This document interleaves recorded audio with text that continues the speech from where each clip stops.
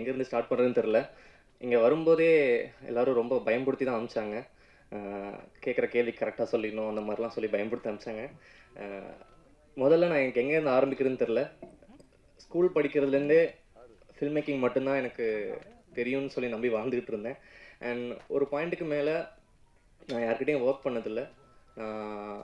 எனக்கு வந்து பெருசாக கான்டாக்ட்ஸ் இல்லை அண்ட் வயசும் கம்மி. அந்த பாயிண்டில் நான் ஒரு கதை எடுத்துகிட்டு போனோன்னே எந்த ஒரு எதிர்பார்ப்பும் இல்லாமல் லைக் ஓகே இவனுக்கு வந்து இவன் யார்ட்டையும் ஒர்க் பண்ணல, இவனுக்கு வயசு கம்மியாக இருக்குது, எந்த ஒரு விஷயமே பார்க்காம முதல்ல இந்த படம் கொடுத்த யுவராஜ் அண்ணா அண்ட் மகேஷ் அண்ணா தேங்க்யூ ஸோ மச். நீங்கள் 2 பேரும் அன்றைக்கி என்னை நம்பலைன்னா நான் இன்றைக்கி இங்கே இல்லை, அதுதான் உண்மை.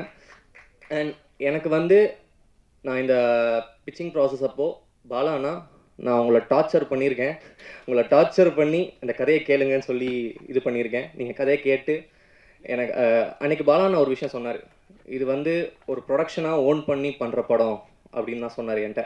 ஏன்னா இது எந்த அளவுக்கு நம்ம ஹீரோஸ் ஒத்துப்பாங்க அப்படின்னு எனக்கு தெரியல. ஒரு ப்ரொடக்ஷன் தான் ஓன் பண்ணி பண்ண முடியும், என்ன நடந்தாலும் பரவாயில்ல, நான் ப்ரொடியூசர்ஸ் கிட்ட அந்த கதையை ஒன்று சொல்ல வச்சிடுறேன் அப்படி சொல்லி தான் உட்கார வச்சார். சொன்ன உடனே யுவராஜண்ணா ஃபஸ்ட் ஹாஃப் முடியும் போதே என்கிட்ட சொல்லிட்டாரு, இந்த படம் நம்ம பண்ணுறோம் அப்படின்னாரு. எனக்கு அது இன்னும் நம்பவே முடியல அந்த பாயிண்ட்டை. ஸோ அங்கேருந்து அடுத்த கட்டம் நாங்கள் போகும்போது ஹீரோஸ் அப்படின்னு வரும்போது நாங்கள் சசிகுமார் சார்கிட்ட போனோம். சசிகுமார் சார் வந்து கதை சொல்லும்போது எனக்கு எந்த ஒரு ரியாக்ஷனுமே கொடுக்கல, லைக் ஒரு ரியாக்ஷன் கொடுக்கல. நானும் அப்படி சொல்கிறேன் இப்படி ஏன்னா இது வரைக்கும் என்கிட்ட வந்து எல்லாரும் சொன்னதுன்னா நீங்கள் நரேஷன் நல்லா பண்ணுறீங்க அப்படின்னு சொன்னாங்க. ஸோ அந்த கான்ஃபிடன்ஸில் வந்து நான் போய் சசி சார்கிட்ட நரேட் பண்ணேன். ஸோ நான் போனோடனே சார் இப்படி ஓப்பன் பண்ணா அப்படின்னு சொல்லி ஆரம்பிக்கிறேன். அவர் அப்படின்னு சொல்லி உட்காந்துருக்காரு. நானும் கத்துறேன், பாடுறேன், ஆடுறேன். அவர் அசரவே இல்லை. சரி என்னடா இவர் இதுக்குமே சிரிக்க மாட்டேங்கிறாரு அப்படின்னு சொல்லிட்டு ஒரு பாயிண்ட்ல என்னன்னா படத்தில் ஒரு பயங்கரமான காமெடி சீன் இருக்கு, இது வந்து சிரிக்காத ஆளே கிடையாது, இந்த ஜோக்குக்கு எப்படி ஒரு சிரிச்சு தான் ஆகணும் அப்படின்னு சொல்லிட்டு நான் ஃபுல் கான்ஃபிடன்ஸ்ல அப்படியே சொல்றேன், சார் இப்படி பண்ணி ஓப்பன் பண்ண நடக்குது சார் அப்படின்ற அவர் நல்ல சிரிப்பா இருக்கு அப்படின்னாரு. எனக்கு அங்கேயே வந்து ஒரு செகண்டு சரி ஓகே இவருக்கு பிடிக்கலையா என்ன அப்படின்னு தெரில. நான் அதுக்கப்புறம் வந்துட்டேன். ஈவினிங் கொஞ்சம் டல்லாக தான் இருந்தேன். அப்போ யுவராஜ் நான் கால் பண்ணார், சசி சார் வந்து ஓகே சொல்லிட்டார் அப்படின்னாரு. எனக்கு தலைகாலு புரியல.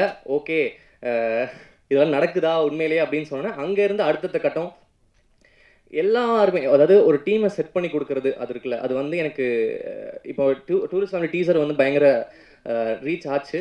அதை வந்து கொண்டு போய் சேர்க்கறதுக்கு காரணம் இப்படி ஒரு ப்ரொடக்ஷன் ஹவுஸ் இல்லைன்னா அது நடந்திருக்காது. எனக்கு எல்லாமே டீம்லேருந்து எல்லாமே பெஸ்ட்டு மட்டும் தான் கொடுத்துருக்காங்க. ஸ்டார்டிங் வித் ஷான் சார் உங்களோட மியூசிக் இல்லைன்னா இந்த படம் கிடையாது, அது வந்து நான் எல்லா இடத்துலையும் சொல்லுவேன். இந்த படத்தில் எனக்கு என்ன அப்ரிஷியேஷன் வந்தாலும் அதில் 50% நான் ஷான் சாருக்கு கண்டிப்பாக நான் அதை கொடுத்துருவேன். ஏன்னா பயங்கரமான ஒரு ஒர்க் இந்த படத்தில் பண்ணியிருக்காரு. சாரோட பெஸ்ட் ஆல்பமாக இது கண்டிப்பாக இருக்கும். அண்ட் மோகனண்ணா உங்கள் லிரிக்ஸ் எனக்கு நிறைய டைம் வந்து செலுத்து போயிருக்கு, நீங்கள் சொல்கிறதெல்லாம் கேட்டு சில டைம் புரியாமலும் இருந்திருக்கு. இந்த முகைமலைன்ற மேட்டர்லாம் எனக்கு என்னன்னே புரியல. ஸோ அது பேசிகிட்டு இருக்கும்போது ஷான் சார் வந்து டியூன் போடுறாரு, தரநன தனநன தனநன தனநன அப்படின்றாரு. ஸோ இவங்க 2 யோசிச்சுக்கிட்டே இருக்காங்க, இதுக்கு என்ன வார்த்தை அப்படின்றாங்க. டக்குன்னு மோகன்னா ஐயா முகைமலை செம்மையாக இருக்கும்ல அப்படின்னா ஷான் சார் சூப்பர் முகைமலை சூப்பர் அப்படின்றாங்க.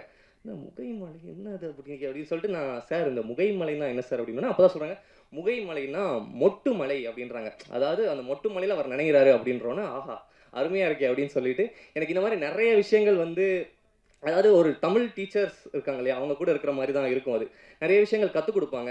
எனக்கு சில விஷயம் எனக்கு தெரியலையே அப்படின்றதெல்லாம் இல்லை, எனக்கு எல்லாமே கற்றுக் கொடுப்பாங்க. ஷான் சார் வந்து எனக்கு எந்தளவுக்கு கம்ஃபர்டபுள்னா நான் அவர்கிட்ட என்ன வேணால் கேட்கலாம். சார் இது என்ன சார் ஒன்றுமே இதில் அப்படி புரியலையே சார் அப்படின்னா கூட அவர் வந்து எனக்கு சில விஷயங்கள் அது படி இவ்வளோதான் படி அவர் வந்து இவ்வளோத்துக்கும் அவர் பண்ணாத அச்சீவ்மெண்ட்டே கிடையாது. அப்படி இருந்தும் நான் ஒரு டெபியூட்டன்ட் பட் ஸ்டில் அவர் வந்து என்னை வந்து ஒரு பெரிய டைரக்டர் மாதிரி தான் என்னை ட்ரீட் பண்ணுவார். ஸோ அது Shaan sir thank you, I love you so much sir. அடுத்ததாக சிம்ரன் மேம் தேங்க்யூ. உங்களை மாதிரி ஒரு சீனியர் பர்ஃபார்மர் கூட நாங்கள் ஒர்க் பண்ணது ரொம்ப சந்தோஷமாக இருக்குது. And again Mithun and Kamlesh. So உங்கள் 2 பேரோட பர்ஃபார்மன்ஸ் பார்த்து நான் சீரியஸாகவே பயங்கரமாக மிரண்டு போயிட்டேன். அண்ட் ஒரு முக்கியமான படத்தில் ஒரு முக்கியமான போர்ஷன் வரும், ஒரு 15 நிமிஷத்துக்கு ஒரு போர்ஷன் வரும். அந்த இடத்துல மித்துன் பயங்கரமாக இருந்துச்சு. சசி சார் கூட போட்டி போட்டு நடித்த ஒரு மொமெண்ட் அது சூப்பராக இருந்துச்சு.